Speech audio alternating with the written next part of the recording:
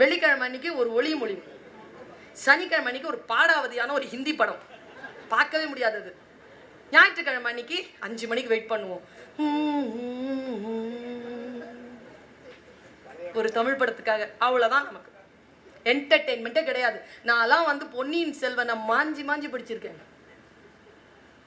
வந்தியத்தேவன் குதிரையில வருவான் பாருங்க, என்ன ஹேண்ட்ஸமா வருவான். 15, 16, 17, 18, 19 வயசு வரைக்கும் நம்பினேங்க. நமக்காக ஒருத்தன் வருவான்னா அவங்க குதிரையில தான் வருவான்.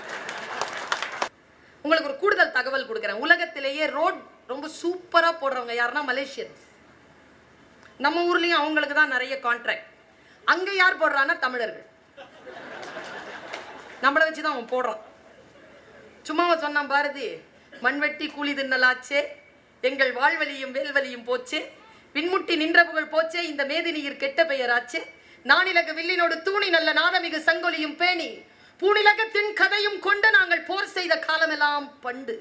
ஏழை எளியவர் வீட்டில் இந்த ஈன வயிறு படும் பாட்டில் கோழை எலிகள் எனவே பொருள் கொண்டு வந்து சொல்ல கொதிக்குதடா நெஞ்சம், வெறும் சோற்றுக்கோ வந்தது இந்த பஞ்சம். நம்முடைய நாட்டில் வீரம் என்பது தமிழர்களுக்கு வந்து காது குத்துவாங்கங்க, ஆண்களுக்கு. ஏன் தெரியுமா காது குத்துறாங்க? அது ஒரு அடையாளம். காது குத்துறது அப்படிங்கிறது நெஞ்சில வந்து நாம போர் அறிகுறியோட சாகணுங்கிறதுக்காக. அப்படி வாய்ப்பு இல்லாதவர்களை காதுல குத்தி விடுவாங்க. சொல்லுவாங்கல்ல, எனக்கு காது குத்தலாம்னு நினைக்கிறியா அப்படின்னா என்ன அர்த்தம்? போர் செய்ய வாய்ப்பு இல்லாதவர்கள் காது குத்திக்கொள்ளு. அதுதான் அப்படி ஒரு பழமொழியா வந்தது. செத்தாலும் மார்பை கீறி புதைக்கின்ற பரம்பரை நம் பரம்பரை. இன்னைக்கு என்ன இருக்குங்க, பாவங்க இன்னைக்கு குழந்தைகள். அதனால் தான் சொல்லுகிறேன், புத்தகத்தை தயவு செய்து அந்த குழந்தைகளுக்கு அறிமுகம் செய்யுங்கள். ஒரு தலைமுறையை வஞ்சித்துக் கொண்டிருக்கிறோம். பேட்மேன், ஆண்ட்மேன், அவெஞ்சர்ஸ் எல்லாம் செத்து போறான். எங்கள் கதாநாயகர்கள் வரலாற்றில் இறந்து போனதே இல்லை. அவர்கள் சாஸ்வதமாக அப்படியே இருக்கிறார்கள். நான் யோசித்தா இப்ப கூட காதல கணக்கனோட தலைமுடி பறக்க குதிரையில உட்காந்துட்டு அப்படி வந்தியத்தேவன் வருவாங்க இல்லையே. இன்னைக்கு குழந்தைகளுக்கு விசை உரு பந்தினை போல் உள்ளம் வேண்டும்படி செல்லும் உடல் கேட்டேன், நசையரு மனம் கேட்டேன், நித்தம் நவமென சுடர்தரும் உயிர் கேட்டேன், அசைவரு மதி கேட்டேன், இதை அருள்வதில் உனக்கெதும் தடை உள்ளதோ, வல்லமைத்தாராயோ இந்த மாநிலம் பயனுற வாழ்வதற்கு. தெளிவுறவே அறிந்திடுதல், தெளிவுறவே அறிந்திடுதல், தெளிவு பெற மொழிந்திடுதல், சிந்திப்போர்க்கே களிவளர உள்ளத்தில் ஆனந்த கனவு பல காட்டல், கண்ணீர் துளி வர உள் உருக்குதல், இவையாவும் நீயருளும் பணிகளென்றோ எனும் மகாகவி பாரதியின் இறை வணக்கத்தை முன்வைத்து கண்ணியத்திற்கும் போற்றுதலுக்கும் உரிய மேடையில் வீற்றிருக்கக்கூடிய அத்துணை பெருமக்களையும் அன்போடு வணங்கி மகிழ்கிறேன். அருமை மருத்துவர் செந்தில் அவர்கள் உடல்நல மருத்துவத்தை மட்டுமல்லாமல் மனநலத்தை மேம்படுத்தக்கூடிய மருத்துவத்தையும் முன்னெடுத்திருப்பது மகிழ்ச்சிக்குரிய விஷயம். கண்ணு கெட்டிய தூரம் வரைக்கும் கரை புரண்டு உட்கார்ந்து கொண்டிருக்கிறீர்கள். இந்த தர்மபுரிக்கு ஏன் இவ்வளவு காலம் பொறுத்து இந்த ஒரு வாய்ப்பு வந்தது என்பதைத்தான் நான் சிந்தனையாக சிந்தித்துக் கொண்டு உட்கார்ந்திருந்தேன். இந்த ஊருக்கு தர்மபுரி என்று பெயர். எல்லோரும் அதியமான் அவ்வைக்கு கனி கொடுத்த ஊர் என்று சொல்வார்கள். நான் கொஞ்சம் அதை ஆழமாக யோசித்து பார்க்கிறேன். ஔவை என்பது ஒரு குறியீட்டு சொல். ஆதி பெண்ணுக்கு அவ்வை என்று பெயர். ஹீப்ரு மொழியில் அவள்தான் ஈவ் என்றும் ஏவாள் என்றும் அழைக்கப்பட்டதாக நான் உணர்கிறேன். ஏவாள் என்றும் ஈவ் என்றும் ஹவ்வா என்றும் ஆதி பெண்ணுக்கு அளித்த பெயர்தான் செந்தமிழ் ஔவை என்கின்ற பெயரால் அவளை குறிக்கிறது. ஔவை என்பது ஆதி பெண்ணின் சிந்தனையை குறிக்கிறது.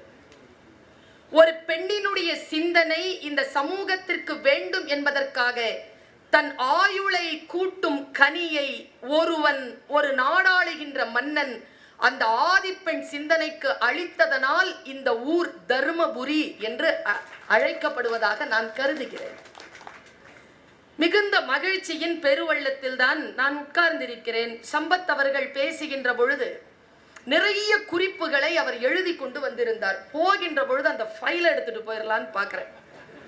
அவ்வளவு அழகாக தயார் செய்து கொண்டு வருவது. புத்தக கண்காட்சிகளுக்கு பேசக்கூடியவர்கள், கேட்கக்கூடியவர்கள் சாமானியமானவர்கள் இல்லை என்பதனை எப்பொழுது புரிந்து கொள்கிறார்களோ அப்பொழுது தயார் செய்து கொண்டுதான் வந்து பேசுவார்கள். மிக சிறப்பான ஒரு பேச்சு இப்பொழுது நிறைவுக்கு வந்திருக்கிறது. சம்பத் அவர்கள் பேசியதற்கு பிறகு இதோ நான் உங்கள் முன்னால் நிற்கிறேன். நான் யோசித்து பார்க்கிறேன், புத்தக கண்காட்சிகளில் பேசுவது என்பது எனக்கு நிரம்ப பிடித்தமானதாக இப்பொழுதெல்லாம் மாறி வருகிறது. ஏன் என்றால், கேட்கவும் வாசிக்கவும் தயாராக இருக்கக்கூடிய மக்களை பார்ப்பதே சிரமம். ஒன்றை படிப்பதன் மூலமாகவும் ஒன்றை கேட்பதன் மூலமாகவும் சிந்தனையை வளர்த்து கொள்ளுதல் என்பது புத்தக கண்காட்சிகளில் பேசக்கூடிய என்னை போன்றோர்கள் பார்க்கக்கூடிய மக்களாக இருக்கிறார்கள். இந்த ஊரில் எதை பார்த்தாலும் எதை கேட்டாலும், இந்த ஊரில் இல்ல, பொதுவா நம்ம தமிழகத்துல இந்தியாவில் எதை கேட்டாலும் எதை பார்த்தாலும் இருக்கின்ற சிந்தனையும் பறிபோய் விடுமோ என்கின்ற சூழ்நிலையில் இருக்கின்ற சிந்தனையை மேம்படுத்தக்கூடிய இத்தகைய மேடைகளை நான் பாராட்டுகிறேன். புத்தகம் என்பது அழகான ஒரு விஷயம். அது நூல் என்று சொல்லுவார்கள் தமிழில். வலம்புரி ஜான் அவர்கள் நூலுக்கு ஒரு விளக்கம் கொடுத்தார். நான் சிறிய பிள்ளையாக இருந்த பொழுது நான் கேட்டதை உங்களுக்கு சொல்லுகிறேன். அவர் சொல்லுகிறார், ஊசியின் காதுகளில் நூல் நுழைந்தால் அது ஆடையின் கிழிசல்களை தைக்கும். மனிதன் காதுகள் என்கின்ற இந்த துளைகளில் நல்ல நூல்கள் நுழைந்தால் மனதில் இருக்கக்கூடிய கிழிசல்களை தைக்க உதவுகிறது. அதனால் தான் நூல் என்று சொல்லுகிறோம் என்கிறார் வலம்புரி ஜான். அந்த வார்த்தை சித்தர் பேசிக்கொண்டே இருந்த பொழுது இன்னும் ஒரு விஷயத்தை சொன்னார். நீ புரட்டி புரட்டி படிக்கிறாயே, அது நல்ல புத்தகம் அல்ல. படிக்கின்ற பொழுதெல்லாம் எந்த புத்தகம் உன்னை புரட்டி புரட்டி போடுகிறதோ அதுதான் நல்ல புத்தகம் என்று சொன்னார். வாசிப்பின் பழக்கத்திற்குள் நான் வந்த நிலையில் இருந்து இன்று யோசித்து பார்க்கிறேன், இந்த புத்தகம் நமக்குள் என்ன ரசவாதத்தை ஏற்படுத்துகிறது, எதை நமக்குள் அது விதைக்கிறது. நான் ஒரு ஆசிரியை, புத்தகங்களில் நான் வாழ்கிறேன், புத்தகங்களில் இருப்பதை அடுத்தவர்களுக்கு போதிக்கிறேன். ஆனால் என் அனுபவம் என்ன சொல்கிறது என்றால், இந்த குழந்தைகளை எல்லாம் நாம் பார்க்கும் பொழுது ஒரு புத்தகத்தை கீழே போட்டு விட்டாலோ அல்லது புத்தகத்தில் கால்கள் பட்டு விட்டாலோ உடனடியாக நாம் அவர்களுக்கு என்ன சொல்லி தந்திருக்கிறோம்? உடனே அதை எடுத்து கண்களில் ஒற்றிக்கொள்ள வேண்டும் என்று சொல்லி தந்திருக்கிறோம். நிறைய படித்ததற்கு பிறகுதான் தெரிகிறது, கண்களில் ஒற்றிக்கொள்வதற்கு மட்டும் அல்ல புத்தகங்கள், பல புத்தகங்கள் கிழித்து காலால் போட்டு மிதிப்பதற்கான விஷயங்களும் புத்தகத்தில் உண்டு என்பதனை வாசித்ததற்கு பிறகுதான் நான் கற்றுக்கொள்வேன். ஒரு கெட்ட வார்த்தை எழுதி நாம் வாசிக்கின்ற வேதத்தில் இருக்கக்கூடிய மொழியில் போட்டுட்டா கூட எடுத்து கண்ணில் இருந்து ஒத்திக்க முடியாது தானே. வாசித்து புரிந்து கொள்ளுதல் தான் வாழ்க்கை. அந்த புரிதல் என்பது எங்கே வருகிறதோ அங்கேதான் நூலின் வாசிப்பு பொருள் பொதிந்ததாக மாறுகிறது. தஞ்சாவூர் புத்தக கண்காட்சியில் நான் பேசிக் கொண்டிருக்கின்ற பொழுது இந்த பக்கத்துல எல்லாம் இப்படி ஓவியங்கள் இல்லை, நல்ல சொற்களை எழுதி போட்டு இருந்தார்கள். ஓவியம் கூட நல்லாதான் இருக்கு, நல்ல சொற்களை எழுதி போட்டு இருந்தார்கள். அந்த சொற்களில் ஒன்றை நான் சொல்லி என் பேச்சை நான் தொடர்கிறேன். பேசிக்கிட்டே இருக்கும் பொழுது வாசிக்கிறேன். நான் இதுவரைக்கும் நீங்க இந்த புத்தகத்தை வித்துக்கிட்டு இருக்காங்கல்ல, அவங்க எல்லாருமே இந்த பேச்சை கேட்பாங்க, பயந்துராதீங்க. அந்த பேரறிஞன் சொல்லுகிறான், இதுவரைக்கும் நீ எந்த புத்தகத்தையும் காசு கொடுத்து வாங்கியதே இல்லை. எனக்கு திகீல்னு இருந்தது அந்த சொல். ஏனென்றால் காசு கொடுத்து தான் புத்தகம் வாங்கக்கூடியவள் நான், அந்த சுயமரியாதை எனக்கு உண்டு. புத்தகத்தை காசு கொடுத்துதான் நான் வாங்குகிறேன். ஆனால் அந்த பேரறிஞர் சொல்லுகிறான், நீ இதுவரைக்கும் எந்த புத்தகத்தையும் காசு கொடுத்து வாங்கியதே இல்லை. அடுத்த வரி என் சிந்தனையில் தீப்பொறிய இட்டது. நீ வாங்கியதெல்லாம் அந்த புத்தகத்தின் அச்சு கூலியும் காகித கூலியுமே தவிர அந்த புத்தகத்தை உன்னால் காசு கொடுத்து வாங்கிவிட முடியாது என்று எழுதியிருந்தான். சிந்தனையை எப்படி காசு கொடுத்து வாங்குவது? எந்த சிந்தனையாவது காசால் கிடைக்குமா? காசால் வருவது பொருள்தான், சிந்தனை அல்ல. இன்னும் ஒரு வாசகத்தை படித்தேன். யாருக்கும் புத்தகத்தை கடனாக கொடுக்காது. ஏனென்றால் என்னிடத்தில் இருக்கும் அத்தனை புத்தகங்களும் அப்படி பெறப்பட்டவைதான். புத்தகங்களை யார் ஒருவர் மிகச் சரியாக கையாள்கிறார்களோ அவர்கள்தான் வாழ்க்கையில் பல விஷயங்களை சாதிப்பதற்கான சிந்தனையை பெறுகிறார்கள். லெனின் பேசுகிறான், புரட்சி பாதைகளில் கை துப்பாக்கிகளை விட பெரிய ஆயுதங்கள் புத்தகங்கள் என்று பேசுகிறான் லெனின். உண்மையான வாசகன் வாசிப்பதை ஒருபோதும் நிறுத்துவதில்லை என்று பேசுகிறான் வைல்ட். நான் யோசித்து பார்க்கிறேன், அப்படித்தான் ஃப்ராய்ட் என்ன சொல்லுகிறான் தெரியுமா? உடலுக்கு எப்படி உடற்பயிற்சியோ அதுபோல் மனதிற்கு பயிற்சி புத்தக வாசிப்பு என்று ஃப்ராய்ட் பேசுகிறான். நான் சமீபத்தில் ஒரு பேச்சை கேட்டேன். ஆங்கிலத்தில் இருந்தது அந்த பேச்சு. அந்த பேச்சை நான் முழுமையாக கேட்டுவிட்டு ஒரு புத்தகத்தை தேடி ஓடினேன். அந்த புத்தகத்திற்கான பெயர் தி மெடிடேஷன் என்பது. 7ஆம் நூற்றாண்டில் பாரோன் மன்னன் எழுதிய புத்தகம் மெடிடேஷன் என்கின்ற புத்தகம். அந்த புத்தகத்தை பார்த்து நான் ஓடினேன். அது எனக்கு கிடைத்தது. அதை நான் வாசிக்கிறேன். அதற்குள் பாரோன் பேசுகிறான், inside the palace a man can be peaceful என்று எழுதுகிறான். ஒரு மாளிகைக்குள்ளேயும் ஒரு மனிதனால் அமைதியாக இருக்க முடியும் என்று அவன் சொன்ன சொல் எனக்கு பல்வேறு விதமான சிந்தனைகளை தூண்டி இருக்கிறது. அந்த பாரோன் மன்னன் தான் சேகரித்த எல்லா விஷயங்களையும் புத்தகங்களாக அடுக்கி வைத்திருந்தான். அந்த அறைக்கு அவன் வைத்த பெயர் மன மருத்துவ நிலையம். மன மருத்துவ நிலையம் என்று புத்தக அலமாரிக்கு பெயர் வைத்தவன் 7ஆம் நூற்றாண்டில் பாரோன் மன்னன். நாம் புத்தகங்களை வாசிக்கக்கூடிய வாய்ப்பை கொஞ்சம் கொஞ்சமாக இழந்து வருகிறோம். அடிக்கடி சொன்னார்கள், வியாபாரத்திற்காக அல்ல இப்படி புத்தக கண்காட்சி நடத்துவது. நான் சொல்லுகிறேன், வியாபாரத்திற்காக நடத்தினாலும் பிழை இல்லை என்று பேசுகிறேன். ஏனென்றால் எதற்காகவோ வியாபாரங்கள் நடக்கிறது. அறிவை விருத்தி செய்வதற்கான ஒரு வியாபாரம் நடந்தால்தான் என்ன?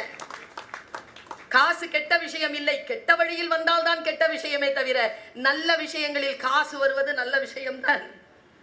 காசு கொடுத்து புத்தகம் வாங்குங்கள். உங்களிடத்தில் ஒரு வாசகியாக நான் சொல்லுகிறேன், வாங்கிற புத்தகத்தை தயவு செய்து படியுங்கள்.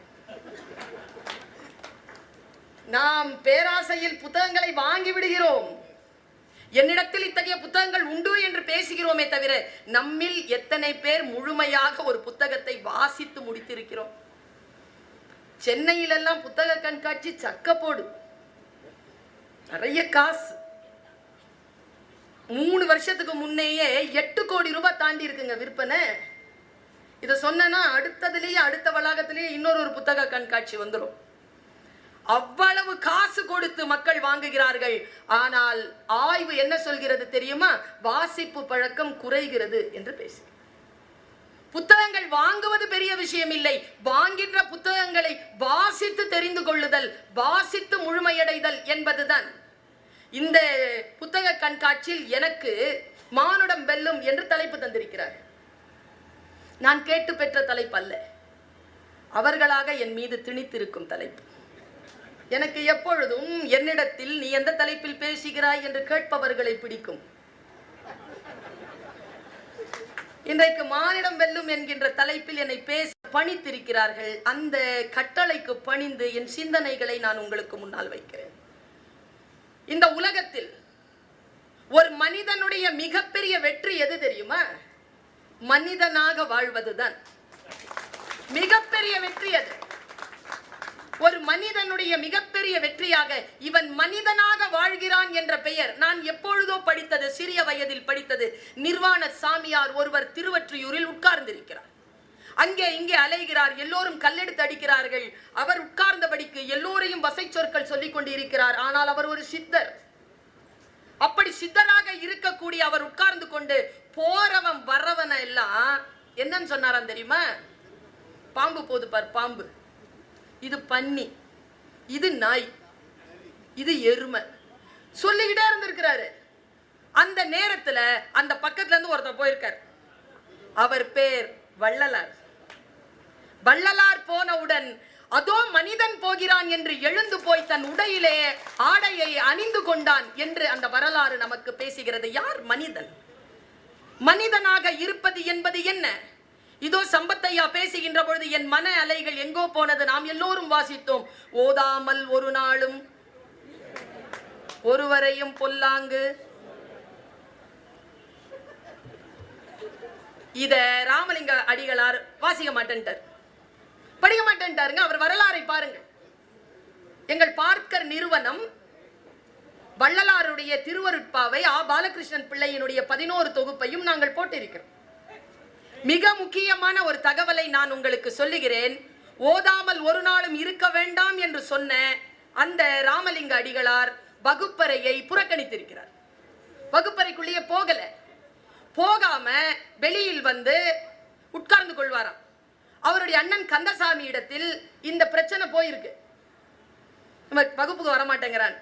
அப்ப அவருடைய அண்ணன் கேட்டாராம், ஏன்பா போக மாட்டேங்கிற வகுப்புக்கு? அந்த வார்த்தை வேணாம் வேணாங்கிறாரு. பள்ளிக்கூடத்துக்கு போன உடனே வேணாம் வேணாம் வேணான்னு பேசுறாரு. என்ன வேணான்னு சொல்றாரு? ஓதாமல் ஒரு நாளும் இருக்க வேண்டாம், ஒருவரையும் பொல்லாங்கு சொல்ல வேண்டாம் அப்படிங்கிறாரு. வேணாம் வேணாம்னு சொல்ற இடத்துக்கு நான் போக மாட்டேன். இப்ப எப்படி சொல்லணும்? வேணும் வேணும்னு சொல்ற இடத்துக்கு போறேன். பாசிட்டிவா உடன் முறையிலே இருக்கக்கூடிய உடன்பாட்டு முறையிலான சிந்தனை இருந்தால் நான் வகுப்பறைக்கு போகிறேன் என்றார். அந்த வாத்தியார் சொன்னாரா, அப்பனா எப்படி எழுதுறது, எப்படி சொல்றது, நீயே சொல்லு, நான் சொல்றது உலக நீதி, நீ சொல்ற மாதிரி எல்லாம் வாசிக்க முடியாது என்றவுடன் தான் அவர் 11 வயதில் எழுதினார். உள்ளொன்று வைத்து புறமொன்று பேசுவார் தம் உறவு கலவாமை வேண்டும்.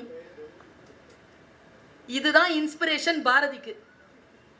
பாரதி இதை வாசித்ததற்கு பிறகுதான் மனதில் உறுதி வேண்டும், வாக்கினிலே இனிமை வேண்டும், நினைவு நல்லது வேண்டும், நெருங்கிய பொருள் கைப்பட வேண்டும், கைவசமாவது விரைவில் வேண்டும், தெளிந்த நல்ல அறிவு வேண்டும், மண் பயனுற வேண்டும், பெண் விடுதலை வேண்டும், கனவு மெய்ப்பட வேண்டும் என்று எழுதினார்.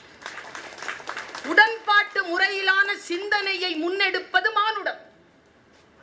எவ்வளவுதான் சிரமங்கள் வந்தாலும் அந்த சிரமங்களால் பாதிக்கப்படாமல் பேரன்பு செலுத்துகின்றவன் யார் இருக்கிறானோ அவனுக்குள் மானுடம் வாழ்கிறது. நான் இப்பொழுதுதான் சொன்னேன், கவிதா அவர்களிடத்தில் பேசிக் கொண்டு வந்தேன். கம்யூனிசத்திற்கு எத்தனையோ பேர் எத்தனையோ விளக்கங்கள் சொல்லுகிறார்கள். என்னை கேட்டால் பேரன்பினால் கிளம்புகின்ற பெரும் கோபம்தான் கம்யூனிசம் என்று நான் சொன்னேன். பேரன்பினால் விளையக்கூடிய ரௌத்ரம் அப்படித்தான் இருக்க முடியும். ஒருவன் எழுதுகோல் எடுக்கிறான் என்றால் அவன் மானுடம் பேசுபவனாக இருக்கிறான். அந்த எழுத்து மானுடம் பேசுபவனாக இருக்கிறது என்றால் எப்படி அதை அடையாளம் காண்பது? எப்படி காண்பது? ஒரு முறை யாரோ ஒருவர் பேசிக் கொண்டிருக்கிறார், நான் அதை கேட்கிறேன்.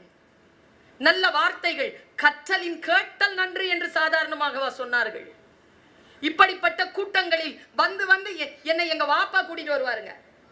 கோயிலுக்குள்ள போக மாட்டோங்க, நாங்க வணங்குவதற்காக போக மாட்டோம், சாதாரணமாவே போக மாட்டோம். இப்பெல்லாம் உள்ளே அனுப்ப மாட்டேங்கிறாங்க, அது வேற. போக மாட்டோம் நாங்க. ஆனா எங்க அப்பா என்ன கிருபானந்த வாரியார் பேசுகிறார் என்பதற்காக கையில தூக்கிட்டு கோயிலுக்குள்ள போய் உட்கார்ந்து அவருடைய பேச்சை கேட்க வைத்தார். யோசித்து பார்க்கிறேன், செல்வம் எங்கே இருந்தால் என்ன, வந்து சேரணும் இல்லையா? ஒருவர் பேசுகிறார் பாருங்க, யார் மானுடன் பேசும் எழுத்தாளன்? ஐயா சொன்னார்ல, அந்த கூட மூங்கில் கூட சுத்தமாச்சுன்னு. அவங்க பேசுறது என்னன்னா எனக்கு தெரியலைங்க, ஆனா மனசு சுத்தமாயிருச்சுங்கன்னு சொல்றோம் இல்லையா? அதுதான் நல்ல புத்தக வாசிப்பு, அதுதான் நல்ல பேச்சினுடைய கேட்பு. நான் ஒரு பேச்சை கேட்கிறேன், யார் ஒருவன் மானுடம் பேசும் எழுத்தாளன், படைப்பாளன் என்பவன் யாருங்க? ஏங்க புத்தகத்துக்கு இத்தனை பேர் கங்கணம் கட்டிட்டு இருக்கோம்? இந்த புத்தகம் என்ன செய்கிறது? அதற்குள் இருக்கக்கூடிய மானுடத்தை நமக்கு எப்படிங்க கொண்டு வருது பாருங்க. நான் இந்த ரெண்டு விஷயம் எனக்கு அலமோதுது, ஒன்னொன்னா சொல்றேன். சாதாரணமா சைக்காட்ரிக் கிட்ட போய், சார் உள்ளுக்குள்ள ரெண்டு பேரா இருக்கிறாங்க சார், சரி உட்காருங்க ஒவ்வொருத்தரா பேசுங்கன்னு சொல்வார்ல, அந்த மாதிரி தனித்தனியா சொல்றேன். ஒருத்தர் ஏன் படிக்கணும்னு சொல்றேன் பாருங்க. எனக்கு ஆண்கள் நிறைய வந்திருக்கிறீர்கள் இங்கே, தயவு செய்து பெண்களையும் அழைத்து வாருங்கள், அழைத்து வாருங்கள். நல்லது உங்களுக்கு தான். ஏன் தெரியுமா? பிரச்சனை பண்ண மாட்டாங்க, விஷயத்தை புரிஞ்சுப்பாங்க. அவங்கள கூட்டிட்டு வாங்க, வரமாட்டேன்னு தான் சொல்லுவாங்க. ஏன்னா உங்களோட வரதுக்கு யோசிப்பாங்க. கூட்டிட்டு வாங்க, இந்த மாதிரியான இடங்களுக்காவது அழைத்து வாருங்கள். பாருங்க, நான் ஒரு இடத்துல கேட்கிறேன். ஒருத்தன் ராத்திரி நைட் ஷோ முடிச்சிட்டுங்க, என் வாழ்க்கையில மாற்றம் ஏற்படுத்திய ஒரு சிந்தனைங்க, உங்ககிட்ட நான் அதை கடத்துறேன். ஒருத்தர் ராத்திரி 12:30 மணிக்கு நைட் ஷோ முடிச்சுட்டு திரும்பி சைக்கிள்ல வரான். போலீஸ் பிடிச்சிருச்சிங்க. அவன் கையில டிக்கெட் இல்லை. எங்க போயிட்டு வரேன்னா அவன் சொல்றான், அதை கேட்க மாட்டேங்கிறான், ஏன்னா குடிச்சிருக்கான். அவனை நேரா ஸ்டேஷனுக்கு கூட்டிட்டு போய் உட்கார வச்சுட்டாங்க. நைட்டெல்லாம் அடிச்சிருக்கிறாங்க. என்னன்னு காரணமே சொல்லலைங்க, அடிச்சிருக்கிறாங்க. அடி வாங்கிட்டு அண்ணன் காலையில 4:30 மணிக்கு வீட்டுக்கு போறாரு. வீட்டுக்கு போனா அவங்க மனைவி கதவு திறந்து ஓன்னு அழுறா. எங்கெங்க போயிட்டீங்க, என்னங்க முகத்துல எல்லாம் அடி, இவ்வளோ ரத்தம் வழியுது, யாருங்க உங்களை அடிச்சான்? அவர் யாருன்னா டெய்லி தண்ணியை போட்டு வந்து மனைவியை அடிக்கிறவர். அன்னில இருந்து அவர் அடிக்கிறத விட்டுட்டாருங்க. ஏன்னா காரணம் இல்லாம அடி வாங்குறதுனா எவ்வளவு வலிக்கும்னு தெரிஞ்சு போச்சுங்க அவருக்கு. இப்படின்னு ஒரு சிறுகதை, இப்படின்னு ஒரு சிறுகதை. மனைவி அடிக்கிறவன் போலீஸ்ல மாட்டாமலே திருந்துவானா இல்லையா? அதனால தான் படிக்கணுங்கிறது. சில விஷயங்கள் படிச்சாதாங்க தெரியுது. மனித மனங்களை கழுவுவது என்ற ஒரு வார்த்தையை அப்படி தூக்கி வீசிட்டு போயிட்டார் அவர். கழுவுறதுனா என்னங்க? பாரதி பேசுகிறானே, துணிவெளுக்க சாம்பல் உண்டு எங்கள் முத்து மாரியம்மா, எங்கள் முத்து மாறி, மனம் வெளுக்க சாம்பல் இல்லை எங்கள் முத்து மாரியம்மா, எங்கள் முத்து மாறி. பாரதி. மனச போட்டு கழுவுற சோப்புங்க புத்தகம். மனச போட்டு கழுவிடும். மனத்து கண் மாசு இல்ல ஆதல் அனைத்து அறம் ஆகுல நீரப்பிற. வள்ளுவன் தாத்தன் சொல்லிட்டு போனானே. இந்த மனச கழுவுறது அந்த எழுத்தாளர்கள் யார்? அடையாளம் காண்பது. ஒன்னு சொல்லி தர உங்களுக்கு. நீங்க 5வது நாள் ஆயிடுச்சா? நல்லா லேட்டு தான் இருந்தாலும் சொல்றேன். வந்த உடனே அரக்கா பறக்கான்னு புத்தகத்தை வாங்காதீங்க. ஒரு ரவுண்டு வாங்க. ஃபர்ஸ்ட் அங்கங்க இருக்கக்கூடிய பேம்ப்ளெட்டை வாங்கிக்கோங்க. வீட்டில் போய் பொறுமையா அதை பாருங்க. உங்க பட்ஜெட்டை பாருங்க, அதை பாருங்க. பார்த்துட்டு பிளான் பண்ணி வந்து வாங்க. இதையும் எடுத்து போடு, அதை எடுத்து போடுன்னு சொல்லி ஷாப்பிங் காம்ப்ளெக்ஸ் மாதிரி இல்லைங்க. பொறுமையா அதை ஒரு ஆட்டிடியூடா கொண்டு வாங்களேன். புத்தகம் வாங்கிறது வந்து ஒரு மரபியல் ரீதியான ஒரு ஆட்டிடியூடாக உங்களுடைய நடத்தையில் ஒன்றாக கொண்டு வாருங்கள். யார் நல்ல எழுத்தாளர்? புத்தகங்களை அடுத்தவர்களோடு பகிர்ந்து கொள்ளக்கூடிய, நம்முடைய மனதை கழுவக்கூடிய புத்தகங்கள் எது? எழுத்தாளன் என்பவன் யார்? மானுடத்தை வெல்லக்கூடிய எழுத்துக்களை தரக்கூடியவன். இந்த சொல் எங்கிருந்து வருது தெரியுமா? கம்பராமாயணத்திலிருந்து வருது. கம்பராமாயணம். இந்த எனக்கு என்ன ரொம்ப பிடிக்குது தெரியுமா? இந்த கம்பன் கழகங்கள் நிறைய உண்டுங்க தமிழகத்துல. நான் எல்லா கம்பன் கழகங்களையும் போய் பேசுறேன். ஏன் தெரியுமா? ராமன் என்பவன் பாட்டுடை தலைவன். அவன் நிறைய பேர்களால் தெய்வமாக வணங்கக்கூடியவன். ஆனால் அந்த ராமன் பெயரில் கழகத்தை நடத்தாமல் படைப்பாளனுடைய பெயரால் கழகங்கள் நடத்தப்படுகின்றன என்பதுதான் இலக்கியத்திற்கு கிடைத்த வெற்றி. ராமன் சாமியா மனுஷனாலாம் அது உங்க பர்சனல் ப்ராப்ளம். எங்க எப்பிக்ல அவன் ஹீரோ. எங்க எப்பிக் அவன் ஹீரோ. அவன் ஜெயிச்சான். ராமனுடைய வெற்றியை மானுடம் வென்றதம்மா என்று எழுதுகிறான் கம்பன். அதனால் தான் பாரதி பேசுகின்ற பொழுது கம்பன் என்றொரு மானிடன் வாழ்ந்ததும் என்று குறிப்பிடுகிறான். இந்த தமிழ்நாட்டை குறிப்பிடுகின்ற பொழுது கம்பனை மானிடன் என்று பேசுகிறான். நான் யோசிச்சு பார்க்கிறேன், ராமன் எத்தனையோ விஷயங்களை செய்தான். அவன் செய்த அத்தனை விஷயங்களையும் தூக்கி சாப்பிடுற ஒரே ஒரு மனுஷ தன்மையை சொல்றேங்க நான். ஒரு மனுஷன்னா இப்படித்தான் இருக்கணும் அப்படிங்கிற ஒரு மனுஷத்தன்மையை அவன் செய்யறான். பாருங்க, கைகேயி என்கின்ற ஒரு பெண்ணினால் ராஜாங்கத்தை இழந்து, தன்னுடைய இளமையை இழந்து, சூழலில் ராஜாங்க வாழ்க்கையை, சூழலை, அதிகாரத்தை, செல்வத்தை, இன்பத்தை எல்லாம் இழந்து 14 வருஷம் காட்டுக்கு போறான். அயோத்தியும் பாதிக்கப்படுது, அவனும் பாதிக்கப்படுறான், அவன் குடும்பமும் பாதிக்கப்படுது. இத்தனையும் செஞ்சவ கைகேயி. கைகேயிங்கிற பேரு இன்னைக்கு நம்ம குடும்பங்கள்ல நம்ம யாருமே வைக்கிறது இல்ல. ராவணன் கூட வச்சுக்கிறோங்க, கைகேயின்னு வைக்கிறதுல வச்சுக்கணும்ன்ற நான். நல்ல பொண்ணுங்க. மந்தரை அப்படின்னு கூட வச்சுக்கிறாங்க. சினிமா ஆக்ட்ரஸ்ல ஒருத்தவங்க இருக்கிறாங்கன்னு நினைக்கிறேன். மந்த்ரா அப்படின்னா மனதை கலக்குபவள்னு அர்த்தம். மனதை போட்டு அப்படி கலக்கிடுவா. அந்த கைகேயி இருக்கால, அந்த கைகேயால தான் அவ்வளவு நாசமும் வழுந்தது. அந்த நாசம் வந்து எல்லா விஷயங்களும் முடியும் பொழுது எவ்வளவு கோபம் இருக்குங்க ஒரு ஆள் மேல. நமக்கு நம்ம வாழ்க்கையை நாசம் பண்றவங்கள நம்ம மன்னிக்கிறோமா? எங்க காலை மிதிக்கிறவனே மன்னிக்க மாட்டேங்கிறோம். பரம்பரையா திட்டல. காலையில வாக்கிங் போறாங்க ஒரு ஆளு நாயோட. இந்த ஐயா கேக்குறாரு, என்ன நாயோட வாக்கிங்கா? அவர் கோவம் வருது. ஏன் பார்த்தா எப்படி தெரியுது? ஏன் சார் நீ கோவப்படுற? நான் உன்கிட்ட கேட்கலையே, நாய்கிட்ட தானே கேட்டேன். முடிஞ்சுதே. சாயந்தரம் வரைக்கும் அந்த நாய் கடிக்குமே, நம்மள விட மாட்டேங்கிறோமே. யாராவது ஒருத்தன் வாயில பிளேடு வச்சுக்கிட்டே சுத்துவான், பார்த்துருக்கீங்களா? சில பேர் அருவா வச்சுக்கிட்டே சுத்துவாங்க. 3 பேர் சேர்ந்தா 4வது ஆள் காலி. ஆளாளுக்கு அப்படி வன்மமாக இருக்கக்கூடிய இந்த சூழ்நிலையில் தன் வாழ்க்கையை பாழ் செய்த அந்த கைகேயியை இந்த மானுடம் வெல்லும்ன்றதுக்காக சொல்றேன். இதெல்லாம் அவர் தலையில தான் கட்டணும். இதல்ல என் பேச்சு, அதுவும் இந்த கூட்டத்துக்கு. அவ என்ன செய்யறா? கைகேயி என்ன செய்யறா? கடைசியா அவன் புருஷன்கிட்ட கேட்கிறா 2 விஷயம். ஒண்ணு என் பையன் நாடாளனும், ஒண்ணு உன் பையன் காடாளனும். அவன் துடிக்கிறான், உன் பையன் வேணாலும் நாடாளட்டும், என் பையனை மட்டும் அங்க போகும், மற்றது ஒன்று மற அப்படின்னு துடிக்கிறான். தந்தேன், இனிமேல் நீ எனக்கு மனைவி இல்லை, உன் மகன் பரதன் என் மகன் இல்லைன்னு செத்துட்டான். இந்த அம்மா என்ன பண்ணுச்சு தெரியுமா? அவன் செத்த உடனே போய் தூங்கிருச்சுங்க. கம்பராமாயணத்துல வருதுங்க கொடுமை. அவ்வளவு கொடுமையானவளாக இருந்தாள் கைகேயி. கடைசியா ராமன் என்ன தெரியுமா செஞ்சான்? கடைசியா பட்டாபிஷேகத்துக்கு அப்போ வானத்துல இருந்து வர்றாரு அவரு. யார்? மிஸ்டர் தசரதன்.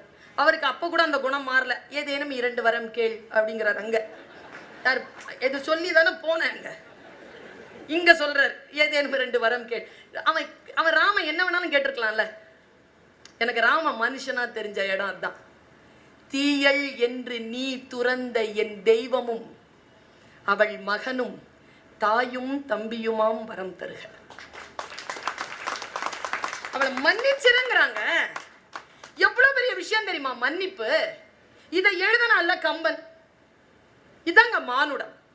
ஆபாசமான எண்ணங்களையும் ஆறாத ரணங்களையும் சுமக்கின்ற அளவிற்கு வாழ்க்கை வசதியானது இல்லை. இந்த வினாடியிலேயே நாம் அத்தனை பேரும் சந்தோஷப்படுற ஒரு விஷயம் சொல்றீங்க. அத்தனை பேரும் கைத்தட்டி ஆர்ப்பரிக்கலாம். ஒரே விஷயம்தான், அத்தனை பேரும் உயிரோட இருக்கிறோம். இவ்வளவு பெரிய விஷயங்க அது. நேத்து இருந்த 5 லட்சம் பேர் இன்னைக்கு இல்லைங்க உலகத்துல. இன்னைக்கு இருக்க போறவங்க நாளைக்கு இருக்க போறது இல்லைங்க. நம்ம இருக்கிறோம்ல. Celebrate that particular moment. The moment is inevitable. அந்த வினாடியை கொண்டாடுவது, அந்த வினாடியில் மன்னிச்சு பாருங்களேன், நன்றி உணர்வோடு இருந்து பாருங்களேன், மனசு அப்படி இருக்குங்க. நம்மகிட்ட 2 விஷயம் இல்லைங்க. என்ன தெரியுமா? அடுத்தவன் நாம தப்பு செஞ்சுட்டோம்னு வச்சுக்கோங்களேன், வக்கீல் ஆயிடுறோங்க. சூப்பர் வக்கீல்.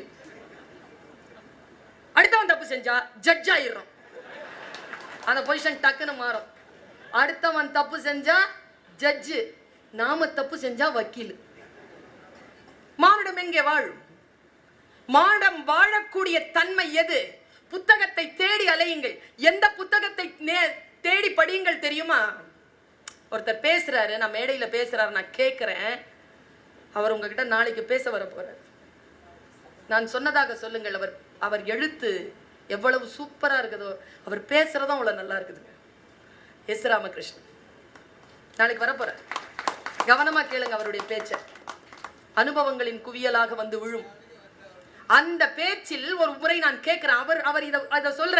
எப்பவுமே பேச்சாளர்கள் கிட்ட ஒரு பிரச்சனை என்ன தெரியுமா, யாராவது ஏதாவது ஒரு கருத்து சொன்னா யார் சொன்னதுன்றத சொல்ல மாட்டேங்கிறாங்க, சொல்லிடணுங்க. இப்போ யார் என்ன நல்ல வார்த்தை சொன்னாலும் அந்த விவேகானந்தர் சொன்னார்னா எல்லாரும் உடனே ஆமா அப்படின்றோம். இப்ப அடுத்ததா வந்திருக்கிறார் ஏபிஜே அப்துல் கலாம். எதை சொன்னாலும் அப்துல் கலாம் சொன்னார்னா அப்படியா, அவர் சொல்லி இருப்பாரு.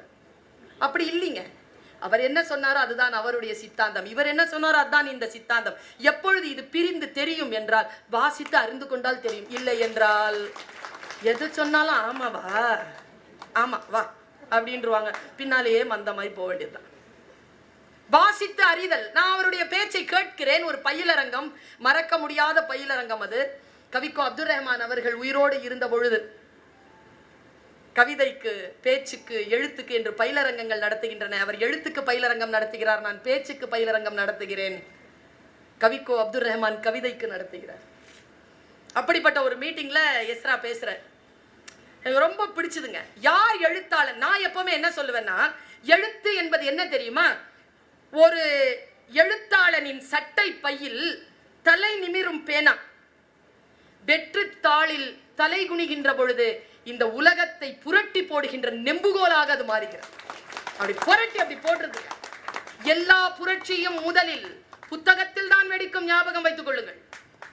நம்முடைய யாழ்ப்பாணம் அழிக்கப்பட்டதற்கு முன்னால் அழிக்கப்பட்டது அந்த இடத்தில் இருந்த நூலகம் என்பதனை நாம் கருத்தில் கொள்ள வேண்டும்.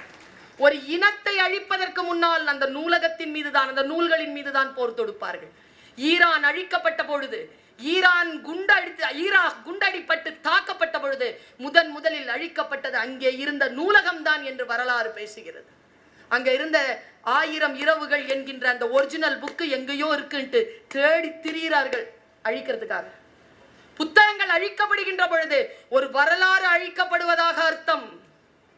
யார் என்ன பேசினாலும், வரலாறை திருத்தி பேசினாலும், ஏய் நீ பேசுவது வரலாறு அல்ல, இது திரிக்கப்பட்ட வரலாறு என்று சொல்லக்கூடிய பேராண்மை நமக்கு வர வேண்டும் என்றால் நாம் அடிப்படையில் சில நூல்களை கடந்திருக்க வேண்டும். நான் இந்த பேச்சை கேட்கிறேன். அவர் பேசுறார், ஒரு பெரிய கடல். அவர் எழுத்தாளர், நான் பேச்சாளர். அவர் சுமாரா தான் சொன்னார், நான் இப்ப சூப்பரா சொல்ல போறேன் பாருங்க. ஒரு பெரிய கடல். நான் ஆடி போனேங்க, என்ன சிந்தனைங்க. காரல் மார்க்ஸ் இறந்த பொழுது அவன் தோழன் எங்கல்ஸ் சொன்னானே, என்ன சொன்னானே, அவன் செத்து போனா, இயற்கை எய்தினான், சிவபதவி அடைந்தான், காலமானான் சொல்லும் போது அவன் தாங்க சொன்னான், என் தோழன் காலை இத்தனை மணிக்கு சிந்திப்பதை நிறுத்தி கொண்டான். சிந்திப்பதை நிறுத்தி கொள்ளுதல் மரணம்.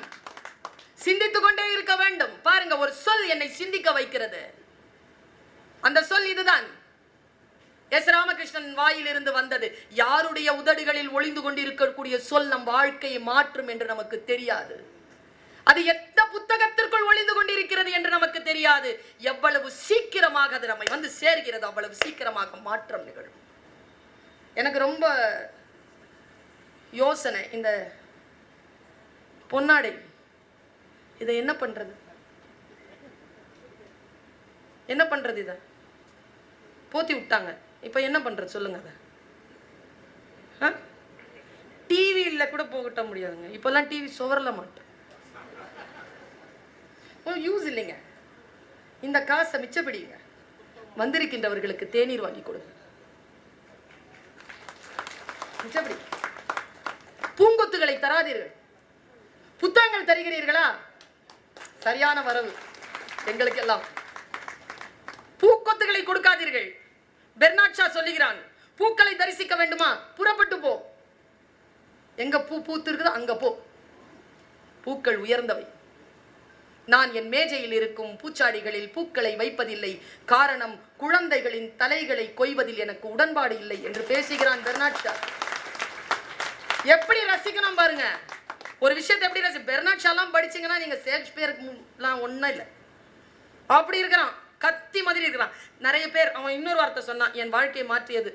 சில பேர் 40 வயதிலேயே செத்து போகிறார்கள், புதைப்பதற்குத்தான் 60-70 ஆண்டுகள் ஆகிவிடுகின்றன. முடிஞ்சு போச்சா, அடிச்சு கொன்னு போடுவாங்க, அவன் தூக்கி சாடிக்கிட்டே இருப்பான். அப்படி தத்துவங்கள் நான் யோசிக்கிறேன். அவர் சொல்லுகிறார் ஒரு பெரிய கடல். கொஞ்சம் புத்தகத்தை வாசிங்க புத்தகத்தை வாசிங்கன்னு ஏன் சொல்றோம் அப்படின்னா, புத்தகங்கள் தான் உங்களுக்குள் காட்சிப்படுத்தக்கூடிய சூழலை உருவாக்கும், உங்களுக்குள் கற்பனையை ஏற்படுத்தும். ஐன்ஸ்டீன் சொல்லுகிறான், imagination is more then knowledge. Imagine பண்ணுங்க. ராத்திரி நேரத்துல கூட பகல் மாதிரி இருக்கணும்னு ஒருத்தன் கற்பனை செஞ்சாங்க, கண்டுபிடிச்சான் தாமஸ் ஆல்வா எடிசன். யோசிச்சு பாருங்க, எல்லா கண்டுபிடிப்புகளும் கற்பனையில் இருந்தா வருது. எவ்வளவு கற்பனைங்க நம் வயதில் எல்லாம். 40 வயதில் இருக்கக்கூடியவர்களுக்கு எல்லாம் என்ன ஒரு கற்பனை சூழல் இருந்தது. ஏன் தெரியுமா? டிவிங்கிற சனியா அவ்வளோ இல்லை, அவ்வளோ இல்லை. என்ன இருக்கும் என் வயசுல இருக்கிறவங்களுக்கு பாருங்க, நமக்கு என்னங்க, புதன்கிழமை அன்னைக்கு ஒரு சித்திரஹார், வியாழக்கிழமை அன்னைக்கு தாய் நிலம் தந்த வரம் தாவரம் வயலும் வாழும், வெள்ளிக்கிழமை அன்னைக்கு ஒரு ஒளி மொழி, சனிக்கிழமை அன்னைக்கு ஒரு பாடாவதியான ஒரு ஹிந்தி படம் பார்க்கவே முடியாதது, ஞாயிற்றுக்கிழமை அன்னைக்கு 5 மணிக்கு வெயிட் பண்ணுவோம்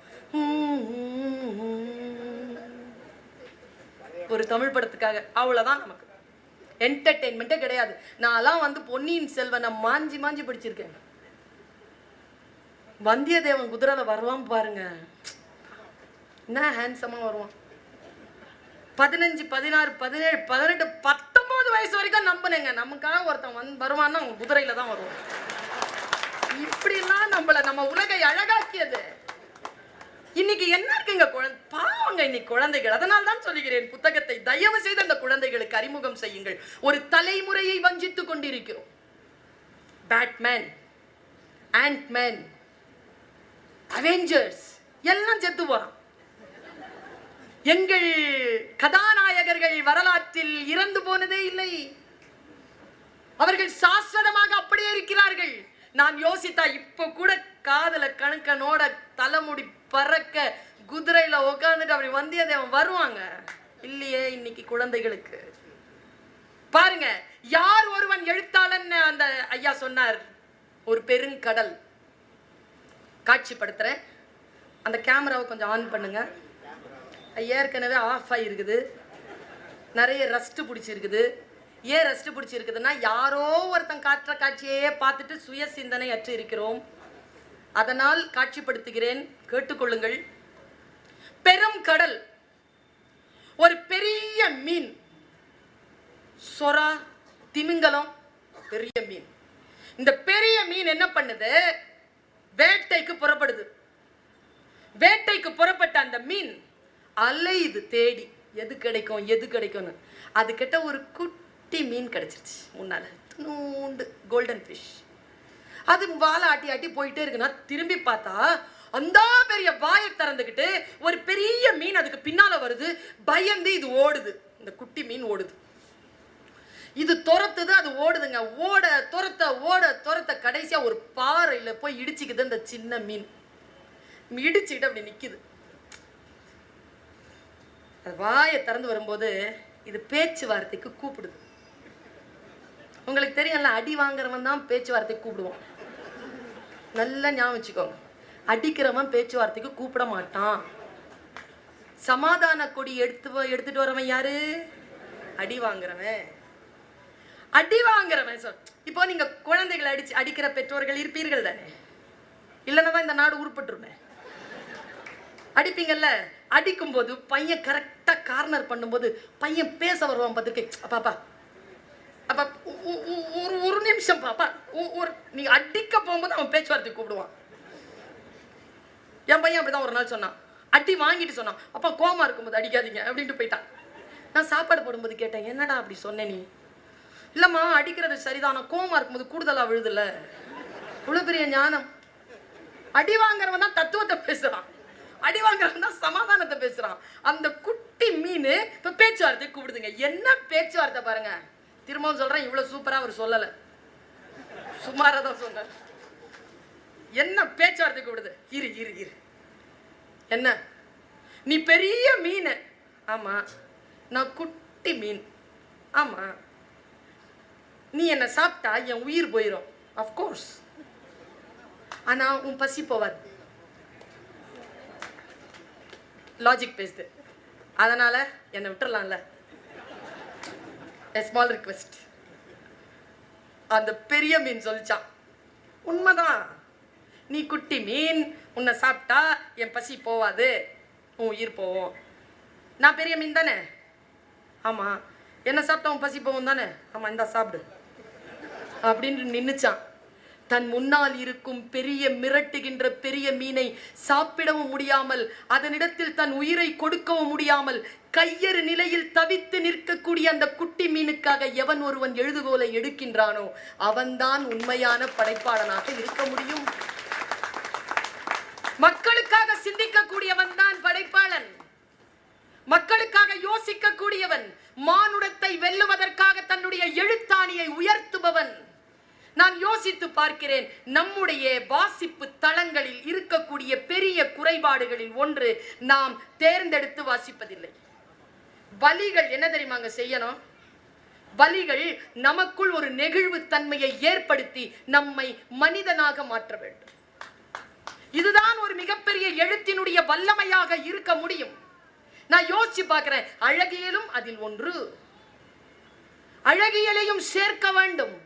அழகியலோடு கூடிய நம்முடைய வாழ்க்கையை முன்னெடுக்கக்கூடிய விஷயங்கள். சாதாரணமாக பெண்ணிய எழுத்தாளர்களோ தலித் எழுத்தாளர்களோ தங்கள் வலியைத்தான் சொல்லுகிறார்கள் என்பது பரவலாக பேசிக் கொண்டிருக்கிறார்கள். கிடையாது. அவர்களுடைய ஆக்கங்களை ஆழமாக நாம் வாசித்து பார்க்கின்ற பொழுது அதில் இருக்கக்கூடிய அழகியல் தான் அவர்களுடைய வலியை நமக்கு கடத்தி இன்னும் ஒரு வெளிச்சமான வாழ்க்கை அவர்களுக்கு உண்டு என்கின்ற நம்பிக்கையை நமக்கு ஏற்படுத்துகின்றன என்பது வாசிப்பாளராக நான் புரிந்து கொண்டிருக்கிறேன். மனிதனை நேசிக்கக்கூடிய, மனித நேயத்தை உயர்த்தக்கூடிய எழுத்துக்கள், அந்த எழுத்துக்கள் ஜெயிக்கிறது என்றால் மானிடம் ஜெயிக்கிறது என்று பொருள். நான் யோசிச்சு பார்க்கிறேங்க, ஒரு வெளிநாட்டு கவிஞன் ஒருத்தன், இயேசு கிறிஸ்து பேரால எல்லாரும் ஞான ஸ்நானம் பண்றாங்க. இயேசு கிறிஸ்துவுக்கு ஞான ஸ்நானம் பண்ணது யாருன்ட்டு நான் தேடினேன். யோவான் ஸ்நானன் அப்படிங்கிற ஒருத்தர் இயேசு கிறிஸ்துவுக்கு ஞான ஸ்நானம் பண்றதா பைபிள் குறிப்பு தருது. இதை நான் வாசிச்சு புரிந்துகிட்ட பிறகு, ஞான ஸ்நானம் ஏன் செய்கிறார்கள் என்றால், தன்னுடைய எல்லா பாவத்தையும் கழுவி விட்டு, அந்த தண்ணீர் நம் பாவத்தை கழுவி நம்மை புதிதாக இறைவனுக்கு முன்னால் படைக்கிறது. இதுதான் ஞான ஸ்நானத்துடைய மெயின் புரிதல். ஒரு அறிஞன் எழுதினாங்க, ஜீசஸ் கிரைஸ்ட் யோவான் ஸ்நானனால் ஞான ஸ்நானம் கொடுக்கப்பட்டதை எவ்வளவு அழகா எழுதுறோம் பாருங்க. அவன் ஆற்றங்கரையில் அழைத்து வந்து இயேசு கிறிஸ்துவுக்கு ஞான ஸ்நானம் அளித்தான். தண்ணீர் தன்னை கழுவி கொண்டது. தண்ணீர் தன்னை கழுவுமா? என்ன சிந்தனைங்க? இன்னொருத்த எழுதுறான் பாருங்க, ஜீசஸ் கிரைஸ்ட கொண்டு போய்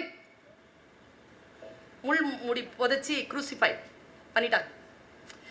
கீழே உட்காந்து அதை பார்க்குறான். எல்லாம் நல்லா ஞாபகம் வச்சுக்கோங்க. கவிதைகளை வாசிங்கள். பெண்கள் இருக்கிறீர்களா? கவிதை வாசிங்க.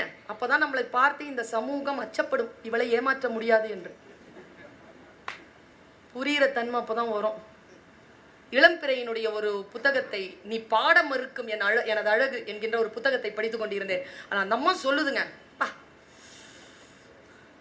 உலகத்திலேயே வேதனையானது எது என்றால், நமக்கு நாமே தயாரித்து கொள்ளுகின்ற ஒரு கோப்பை தேநீர். மனசு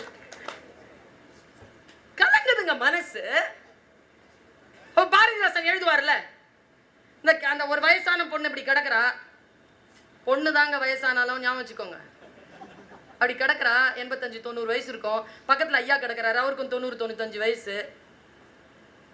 அப்படி ரெண்டு பேரும் அப்படியே பேரம் கொண்டாந்து மலைப்பழம் கொடுக்குறான். அப்படி உருட்டி அந்த பெண் கிட்ட கொடுக்குறாரா. நல்லா ஞாபகம் வச்சுக்கோங்க, வயதாகி போனதால் காதல் இல்லாமல் போகாது. இந்த தலைமுறைக்கு சொல்லிக் கொடுங்க. வயதானவர்களை புரிந்து கொள்ள சொல்லிக் கொடுங்கள். குழந்தைகளை புரிந்து கொள்ளுங்கள். வாசிப்பதனால் குழந்தைகளினுடைய புத்தி என்ன என்பது நமக்கு புரிந்து போகும். அப்படி தள்ளுறாரு மலைவாழ பழத்தை. அவன் பேரன் வந்து கேட்கிறான், என்ன தாத்தா, பாட்டி மேல அவ்வளவு இஷ்டமா உனக்கு? எது என்ன சந்தோஷம் உனக்கு? அவர் சொல்றாருங்க, பாரதிதாசன் எழுதுற, சதிராடும் அழகி இல்லை, உதிர்ந்த புற்கட்டு போல் உடல். முகம் நிலா அல்ல, கண்கள் குழி விழுந்தது. இருந்தாலும் எனக்கு எது இன்பம் நல்கும்? அவள் இருக்கிறாள் என்பது ஒன்றே. முடிஞ்சு போச்சா? இந்த மனசு நெகிழதில்ல, இதில் மானுடம் வெல்கிறது. இந்த அன்பில் மானுடம் வெல்லுகிறது. நான் குழந்தைகளை பற்றி சொல்லுகின்ற பொழுதெல்லாம் சொல்லுகிறேன், குழந்தைகளை, பெண்களை புரிந்து கொள்ள முயற்சி செய்யுங்கள். அவர்கள் மொழியில் அவர்கள் மறைந்து கிடக்கிறார்கள். அவர்கள் மொழியில் மறைந்து கிடக்கிறார்கள். அவர்களுக்கு உங்களைப் போல் ஆர்ப்பாட்டமாக பேச தெரியாது, கொஞ்சம் சத்தமாக பேசுவார்கள். அந்த மொழிக்குள் இருக்கக்கூடிய பேரன்பு, ஒரு பேரன்பை சொல்லவா இதை நான் சொல்லுகிறேன், ஒவ்வொரு முறையும் சூளுரைத்து சொல்லுகிறேன். இதை நீங்கள் புரிந்து கொண்டீர்கள் என்றால் இன்று இரவு உங்களுக்கு உறக்கம் வராது. ஒரு குழந்தை காட்சிப்படுத்துற பெருமழை இரவு, பெருமழை இரவு, படுக்கையில் நான். பெயரன் கேட்டான், காக்கா, தாத்தா, காக்கா எங்கே தூங்கும்? இது குழந்தை மொழி. வீட்டிற்கு வெள்ளை அடித்தேன், அழுதது குழந்தை, அதில் அது கீறிய சித்திரங்கள். ஆற்று மணல் மிதித்து நடக்கிறேன் நான், வீடு கட்டுகிறது குழந்தை. குழந்தை மொழி அலாதியானது, பெண்கள் மொழி அலாதியானது. கவிஞன் இந்த அலாதியான இருட்டு பக்கங்களில் வெளிச்சம் பாய்ச்சுகிறான். அதனால் நமக்குள்ளே இருக்கக்கூடிய மிருகம் அமிழ்ந்து போய் மனிதன் உயர்ந்து வருகிறான். குரூசிஃபைட் பண்ணிட்டாரு. எப்பவுமே கவிஞர்கள் காட்சிப்படுத்துவார்கள். காட்சிப்படுத்துவதுதான் கவிஞர்களுடைய வேலை. நான் சொல்றேங்க, மனசை நிதானப்படுத்திட்டு கேளுங்க அந்த கவிதைய. முள்முடி போட்டு அழுத்துறாங்க, அழுத்தி இங்க ரத்தம் வருது. இதான் காட்சி. ஒரு கவிஞன் எழுதினான், இது என்ன இவ்வளவு கருணையான உலகம், இது என்ன இவ்வளவு கருணையான உலகம், முல்லை விதைத்தால் ரோஜா அல்லவா முளைக்கிறது. மனசு ஆடி போச்சுங்க. அவர் ஆட்டுக்குட்டி போல் இறந்தார்னு சொல்லும் போதெல்லாம் புரியலீங்க. அவருடைய அந்த தூய்மையான அன்பினால் அவர் இந்த உலகத்தை விட்டு அப்புறப்படுத்தப்பட்டார் என்பது புரியலைங்க. இந்த சொல் எனக்கு புரிகிறது. புரியும் சொல்லை தரக்கூடியவர்கள் எழுத்தாளர்கள். எழுத்துக்களை வாசிக்க உங்க மனசு புடுங்கி போடுற. இன்னொரு விஷயம் சொல்லவா, காதல் அற்புதமானது, அது உணர்வு தான். அந்த உணர்வை அப்படியே தக்க வைத்துக் கொள்ளுங்க. அந்த உணர்வை தக்க வைத்துக் கொள்வது மிகப்பெரிய பேரு. பல பேர் இழந்து போகிறார். இழக்காமல் அந்த உணர்வோடு வாழ்தல் பெரும் பாக்கியம். ஒரு வெளிநாட்டு கவிஞன் எழுதுகிறான், உனக்கும் எனக்கும் உனக்கும் எனக்கும் பிரிவு என்பது முடிவானதற்கு பிறகு, உனக்கும் எனக்கும் பிரிவு என்பது முடிவானதற்கு பிறகு நமக்குள் எதற்கு பகை என்ற புதிய உறவு? ஏ அப்பாடி. நான் அடுத்து ஒரு கவிதை பாருங்க. தகித்து இருக்கிறேன், பெரிய கடல் வந்தாலும் குடித்து தீர்வேன், அன்பு செலுத்த யாரும் இல்லை. கடல் நீர் குடித்தாலும் கொடுத்தாலும் குடித்து தீர்வேன், அன்பு செலுத்த யாரும் இல்லை. கானல் நீரே நீயாவது வந்து விட்டு போ. காதலியே, நீ என்னை காதலிக்கவே வேண்டாம், ஒரு துரோகமாவது செய்து விட்டு போ. சொல்லுங்க இதெல்லாம். இந்த சொல்லுக்குள் நீங்கள் முகிழ்ந்து கிடக்கின்ற பொழுது உங்களுக்குள் வன்முறை வருமா? உங்கள் கை உயருமா? உங்கள் மனதிலே வெறுப்பு மண்டுமா? அவ்வண்ணம் சில பேர் உளருவாங்க. நான் தமிழ் வாத்தி, சொற்களில் வாழ்பவள் நான். இந்த உளருவாங்க, நான் செத்தால என் மூஞ்சில முழிக்காத, நீ தான் செத்துருவிய, உன் மூஞ்சில முழிச்சா நான் முழிக்கல. நான் அதை விட கோபத்தின் உச்சத்துல சொல்லுவான் பாருங்க, நான் செத்தாலும் உன் மூஞ்சில நான் முழிக்க மாட்டேன், நீ தான் செத்து. அதை விட நான் செத்தாலும் உன் வாசப்படி முதிக்க மாட்டேன். இதுக்கெல்லாம் உளறல்னு பேரு. வார்த்தைகளில் தான் இருக்கிறது சூட்சுமம். வார்த்தைகளுக்குள் இருக்கக்கூடிய சூட்சுமத்தை புரிந்து கொள்ள வேண்டும் என்றால் வாசியுங்கள். நான் ஒரு நாள் வீட்டில் ஒரு 5 நிமிடம் என்கிட்ட சொன்னாங்க. ஒரு கூட்டத்தில் ஒரு பட்டி மண்டபத்துக்கு போகும்போது ஒரு பேச்சாளர் கேட்டார், எத்தனை நிமிஷம் பேசலான்னு. நீங்கள் எவ்வளோ நிமிஷம் வேணாலும் பேசுங்க, நான் 1/2 மணி நேரத்தில் புறப்பட்டுருவோம் அப்படின்னாங்க அவங்க. அப்படி இல்லாமல் நீங்க எவ்வளவு நேரம் இருப்பீங்க, நாங்க போய் சேரணும்ல. கடைசி பேச்சாளரா வேற போடுறது, எத்தனை மணிக்கு முடிக்கிறதா இருந்தா அப்படி சொல்றது. அதான் நான் சொல்ற மாதிரி எப்பவுமே எங்களெல்லாம் வந்து டியூப்ல கட்டி ஸ்விம்மிங் பூல்ல போடக்கூடாது. பாருங்க, ஒரு சிந்தனையை உங்களுக்கு முன்னால் வைக்கிறேன். அந்த சிந்தனையால் நம்முடைய வாழ்க்கை எப்படி அடுத்த கட்டத்துக்கு போகுது பாருங்க. எல்லா சொல்லுக்கும் பொருள் உண்டு. தொல்காப்பியன் சொல்லுகிறான், எல்லா சொல்லும் பொருள் குறித்தனவே, பொருளற்ற சொல் இல்லை. என்ன சொல் சொன்னாலும் அதுக்குள்ள ஒரு பொருள் இருக்குது. அப்படி பொருள் இருந்தால்தான் அது சொல். இப்போ வீரம் அப்படின்னு ஒரு சொல் இருக்குது. எனக்கு பல நேரங்கள்ல நாம சொல்லி கொடுக்கறதே இல்ல குழந்தைகளுக்கு, எது வீரம் எது வன்முறை. பல நேரங்கள்ல நமக்கு தெரியல யார் வீரர்கள் யார் வன்முறையாளர்கள். நான் ஒரு வீரனை உங்களுக்கு அறிமுகப்படுத்திட்டு போறேன். எனக்கு தெரிஞ்சு எங்களுடைய புத்தக பதிப்பு நிறுவனத்தில் ஒருவர் புத்தகத்தை பதிப்பு செய்யறதுக்கு வந்தார். அவர் பேர் பீர் முகமது. அவர் வந்து மலேசியாக்காரர், ரோட் கான்ட்ராக்டர். உங்களுக்கு ஒரு கூடுதல் தகவல் கொடுக்குறேன். உலகத்திலேயே ரோட் ரொம்ப சூப்பரா போடுறவங்க யாருன்னா மலேசியன்ஸ். நம்ம ஊர்லயும் அவங்களுக்கு தான் நிறைய கான்ட்ராக்ட். அங்க யார் போடுறான்னா தமிழர்கள். நம்மளை வச்சுதான் அவன் போடுறான். சும்மாவா சொன்னான் பாரதி, மண்வெட்டி கூலி தின்னலாச்சே, எங்கள் வாழ்வழியும் வேல்வழியும் போச்சே, விண்முட்டி நின்ற புகழ் போச்சே, இந்த மேதினியில் கெட்ட பெயராச்சே, நானிலக வில்லினோடு தூணி நல்ல நாதமிகு சங்கொலியும் பேணி பூணிலகத்தின் கதையும் கொண்டு நாங்கள் போர் செய்த காலமெல்லாம் பண்டு, ஏழை எளியவர் வீட்டில் இந்த ஈன வயிறுபடும் பாட்டில் கோழை எலிகள் எனவே பொருள் கொண்டு வந்து சொல்ல கொதிக்குதடா நெஞ்சம், வெறும் சோற்றுக்கோ வந்தது இந்த பஞ்சம். நம்ம ஆட்கள் தான். எனக்கு ரொம்ப ஆசை இந்த சங்க இலக்கியம் படிக்கிறதுக்கு. ஏன் தெரியுமா? அராபியர்களையும் கிரேக்கர்களையும் கையில லாந்தர் பிடிச்சுக்கிட்டு வேலைக்கு வச்சிருந்த பரம்பரை நாம. அப்படின்னு பிடிக்கிறதுனால நான் சங்க இலக்கியம் படிக்கிறேன். ஆனால் இன்றைக்கு போகின்ற போக்கில் எல்லாம் நம்முடைய இனம், அவனு சொல்றீங்க, காலம் மிக நெருங்கி கொண்டிருக்கிறது. நாம் உள்ளுணர்வு பெற்று நம்முடைய சுய தமிழ் அடையாளத்தை மிக சூட்சுமமான முறையில் நிறுவுவதற்கான காலம் நெருங்கி கொண்டிருக்கிறது. விழிப்போடு இருந்தால் அடையாளம் தக்க வைக்கப்படும், இல்லை என்றால் சூறையாடப்படும். மிக நுட்பமாக நான் இதை பேசுகிறேன். இவ்வளவு பெரிய ஒரு வாழ்க்கை. வீரம்ங்கிறது என்னன்னு சொல்றேன். இந்த பீர் முகமது என்ன பண்றார், ஆஸ்திரேலியா கண்டம்னு ஒரு புத்தகம் எழுதுறாருங்க. அந்த புத்தகம் போடுறதுக்காக எங்களுக்கு வேற நான் தான் ப்ரூஃப் ரீடிங் பார்க்குறேன். ப்ரூஃப் ரீடிங்ல எனக்கு ஒரு பாயிண்ட் கிடைக்குது. என் மனசு, நான் தூங்கலை. யாரோ சொன்னாங்க அது தூங்க முடியாதுங்க. நான் சுந்தர ராமசாமி ஆண்கள் பெண்கள் குழந்தைகள் படிச்சுட்டு 38 மணி நேரங்க என்னால் இயங்க முடியல. நான் நேரத்தை குறிச்சேன். அண்ணா கருணி நான் படித்தேன், டால்ஸ்டாய். இது 3-4 நாள் கடந்துச்சுங்க, போகலைங்க. அப்படியே ஹேங் ஓவர்லயே சுத்திட்டு இருந்தோம். நமக்கு ஹேங் ஓவர்னா வேற. உலகத்திலேயே சூப்பரான வீரன் நெப்போலியன். நாம எதுக்கு பேர் வச்சிருக்கோம்? அவன் தன்னுணர்வு பெற்ற ஒரு சூப்பரான வீரங்க. அவன் இத்தனோண்டு தான் இருப்பான், 4 அடி. நான் பாரிஸ் நகரத்துல பார்த்தேன், அந்த வர்சைல் பார்க் போய் பார்த்தேன், அவனுடைய பேலஸை போய் பார்த்தேன். அவர் எழுதுறார், அவர் ரோட் கான்ட்ராக்டாக போயிருக்கிறார் ஆஸ்திரேலியாவுக்கு. அந்த வழியில நான் வீரம்னா என்னன்னு தெரிஞ்சுக்கிட்டேன். இளைஞர்கள் நிறைய பேர் இருக்கிறீர்கள். வீரம்னா அதுதாங்க. இன்னைக்கு நமக்கு வீரம்னால என்னன்னு இல்லை. ஏன்னா தெருலைய குழந்தைங்க விளையாடுறது இல்லைங்க. ஐயா பெரியவர் தான் சொன்னாரு, 2 பேர் சண்டை போட்டுட்டு இருந்தா கூப்பிட்டு வீட்டுக்கு கூப்பிட்டு போயிருவாங்க, உள்ள நுழைஞ்சி சண்டையை நிறுத்த மாட்டோம். வள்ளலார் தான் ஞாபகம் வராரு.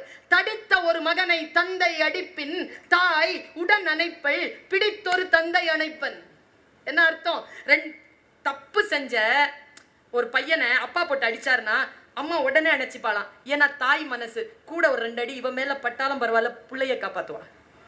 அம்மா அடிச்சான்னு வச்சுக்கோங்க, அப்பா என்ன பண்ணாரா, முதல்ல அம்மாவை பிடிச்சிப்பாராம், அப்புறமா பையனை காப்பாத்துவாராம். அப்படிங்கிறாரு வள்ளலார். 2 பேர் அடிச்சுக்கிட்டு இருந்தாங்கன்னா உள்ள நுழைஞ்சோம்னா, ஒண்ணு ரொம்ப வீரனா இருந்தீங்கன்னா அடிக்கிறவன் கையை பிடிச்சிட்டு அடி வாங்குறவனை காப்பாத்திடலாம்.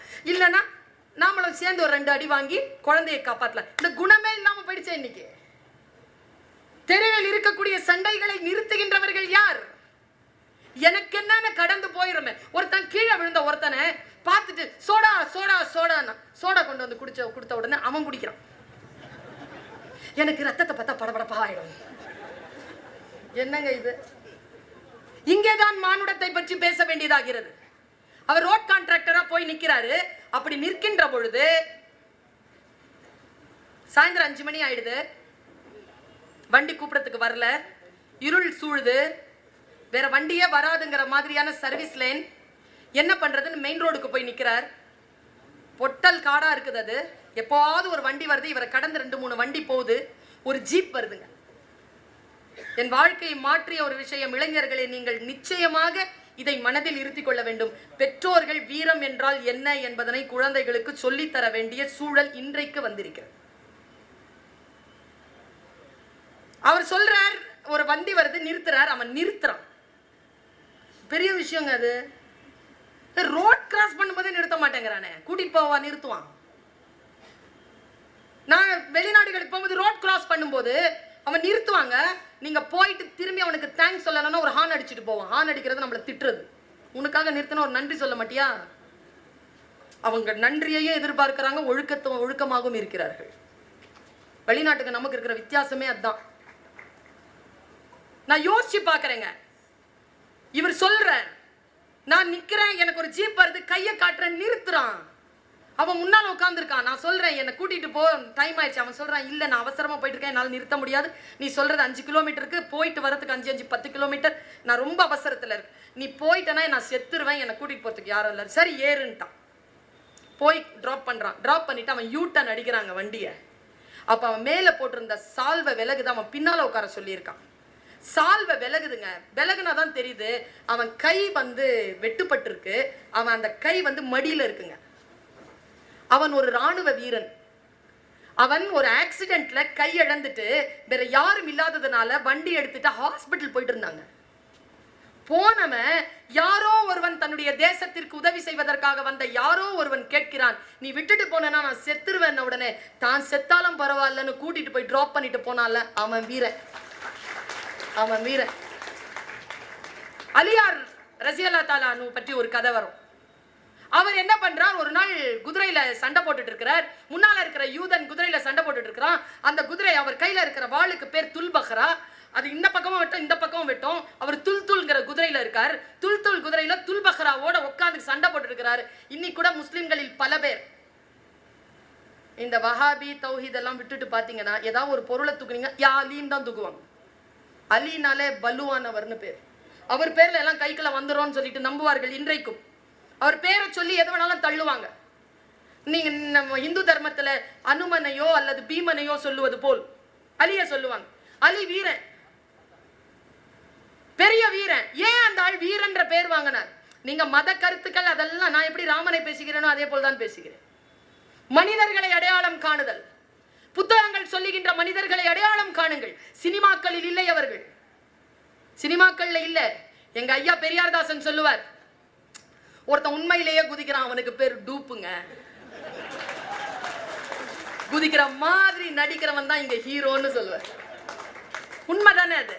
குதிக்கிறவனுக்கு 1000 ரூபாய் சம்பளம், குதிக்கிற மாதிரி நடிக்கிறவனுக்கு கோடி ரூபாய். இந்த நாடு பாருங்க. அவர் சொல்றார், உண்மையிலேயே வீரம் அப்படிங்கிறது, அவர் சண்டை போட்டுட்டே இருக்கிறார். திடீர்னு அவருடைய கையில இருக்கக்கூடிய வாள் குதிரையை வெட்டிருதுங்க. அவன் கீழே சாஞ்சிரான். இவரும் குதிரையை விட்டுட்டு கீழே இறங்குறார். மரபு, போர் மரபு. 2 பேரும் சண்டை போட்டுட்டே இருக்காங்க. ஒரு அடி அடிச்சார் பாருங்க, வாள் பறந்துருச்சு. அவன் கீழே விழுந்துட்டான். கீழே விழுந்தவருடைய கழுத்துல போய் இவர் முட்டி கால வச்சுட்டார். கை ஓங்குதுங்க. ஏன் அலியார் வீரனாக போற்றப்படுகிறார் என்பதற்கான வரலாறை சொல்கிறேன். அப்படி வெட்டும் போது எடுத்துட்டு நடக்கிறார். வெட்டல போற. கீழே இருந்த யூதன் கேட்கிறான், ஏய் உன் பிச்சை எனக்கு தேவை கிடையாது, மரியாதையா கொண்டுட்டு போ. என்னை உயிரோட விட்டா முன்ன நான் சாவடிச்சிருவேன், என்னை கொண்டுட்டு போன்னு நம்ம ஊர்ல இருக்கக்கூடிய சினிமால இருக்கிற மாஃபியா கும்பல் மாதிரி கத்துறான். அவன் கத்தன உடனே அவர் சொல்ற, ஏ இன்னைக்கு வேணாம், நீ நாளைக்கு வா, நாளைக்கு உன் கூட சண்டை போட்டுக்கிறேன், நாளைக்கு வாங்க. இன்னைக்கு சண்டை முடியணும், நீ என்ன தோக்கடிச்சிட்ட, இந்தா சண்டை போடு, இதோ நான் இருக்கிறேன், சண்டை போடு. நீ என்ன விட்டுட்டு போறது, வாழை வாங்கிட்டு விட்டுட்டு. அவர் கேட்டான், சரி நீ என்ன பண்ண? நான் என்ன பண்ணேன்? நீ குதிரையில இருந்த, நான் குதிரையில இருந்தேன், என் வாள் அடிச்சுது, உன் குதிரை போயிடுச்சு, நான் கீழே இறங்கினா இல்லையா? ஆமா. நீயும் நானும் வாள் சண்டை போடுது, வாள் பறந்துருச்சு, நான் உன்னை கீழே தள்ளிட்டேன். வாழை கழுத்துல இறக்கும் போது நீ என்னடா பண்ண? நான் என்னடா பண்ணேன்? என் முகத்துல காரி துப்புனேன். ஆமா துப்புனேன். துப்புன உடனே உன் மேல எனக்கு தனிப்பட்ட கோபம் வந்தது. நீ யாரோ நான் யாரோ, நானும் நீயும் ஒரு நோக்கத்திற்காக சண்டை போட்டுக் கொண்டிருக்கிறோம். அந்த நோக்கம் போய் உன் மீது தனிப்பட்ட முறையில் அந்த கோபம் வந்தது. என் மீது எச்சில் தெரித்ததனால் நான் அந்த கொலையை செய்திருந்தால் அது வீரம் இருந்திருக்காது, அது வன்முறையாக இருந்திருக்கும். அதனால் நான் உன்னை விட்டு விலகினேன் என்று சொன்னார். நோக்கம்தான் போருக்கு முக்கியம். இதை நம்ம சொல்லிக் கொடுக்கணுமா இல்லையா? நம்முடைய நாட்டில் வீரம் என்பது தமிழர்களுக்கு காது குத்துவாங்கங்க, ஆண்களுக்கு. ஏன் தெரியுமா காது குத்துறாங்க? அது ஒரு அடையாளம். காது குத்துறது அப்படிங்கிறது நெஞ்சில நாம போர் அறிகுறியோட சாகணுங்கிறதுக்காக. அப்படி வாய்ப்பு இல்லாதவர்களை காதுல குத்தி விடுவாங்க. சொல்லுவாங்கல்ல, எனக்கு காது குத்தலாம்னு நினைக்கிறியா அப்படின்னா என்ன அர்த்தம்? போர் செய்ய வாய்ப்பு இல்லாதவர்கள் காது குத்திக்கொள்ளு. அதுதான் அப்படி ஒரு பழமொழியா வந்தது. செத்தாலும் மார்பை கீறி புதைக்கின்ற பரம்பரை நம் பரம்பரை. நான் ஒண்ணு சொல்றேங்க, வாசியுங்கள், நிறைய விஷயங்களை தெரிந்து கொள்ளுங்கள். இந்த தேசத்திற்கு பின்னடைந்த மக்களுக்கு நான் இங்க நிக்கிறேன்னா மிக முக்கியமான காரணம் தந்தை பெரியாருங்க. தந்தை பெரியார் என்கின்ற ஒரு மனிதர் மட்டும் இல்லாமல் போயிருந்தால் ஜாதியின் அடிப்படையில் நாங்கள் எல்லாம் துண்டாடப்பட்டு இருப்போம். அந்த சிந்தனையை தூர்வாராமல் விடாதீர்கள், தூர்வாருங்கள். இப்ப மண்ணுக்கடியில போய்கிட்டே இருக்கு. அம்பேத்கரை பத்தி யாரோ சொன்னாங்க, எனக்கு ரொம்ப சந்தோஷம். லண்டன் போயிருக்கும் பொழுது லண்டன்ல பார்த்தேன் 2 சிலை லண்டன் லைப்ரரியில. இந்த 2 மாணவர்களும் உள்ளே இருக்கக்கூடிய எல்லா நூல்களையும் கற்று தேர்ந்தவர்கள். ஒருத்தர் கார்ல் மார்க்ஸ், ஒருத்தர் டாக்டர் அம்பேத்கர். 2 பேர் சிலை நிக்குதுங்க. படிச்சவங்க, சட்டத்தை இயற்றியவர்கள், படித்தவர்கள். அந்த பரம்பரையில் வந்திருக்கக்கூடிய நாம் தயவு செய்து சினிமாவையோ டிவியையோ பார்த்துவிட்டு நம்முடைய நாட்டினுடைய அரசியலை முடிவு செய்யாதீர்கள்.